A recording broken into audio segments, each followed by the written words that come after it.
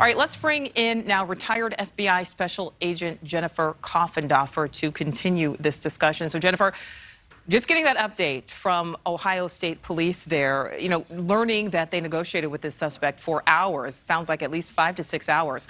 Walk us through that process. What were those conversations like? Well, initially, they are going to establish contact in a very soft-spoken, mild manner, trying to gain the confidence of this individual and trying to get them to actually enter into discussions.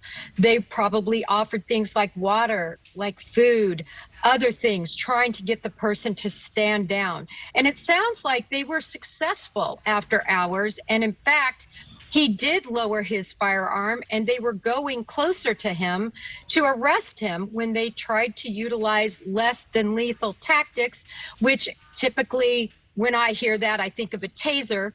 And at that point, the individual took his firearm and he was shot.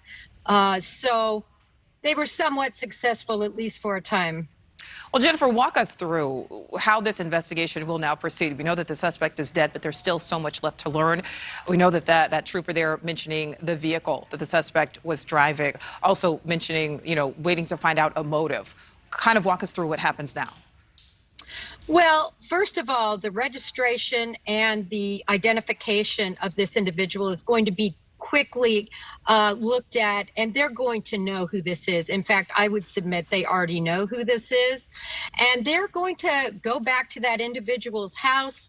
They're going to probably conduct a search of the vehicle and of that person's house. They're going to interview his known relatives, his known associates, and do everything they can to figure out, was this a one-time occurrence? Is he involved with anyone else?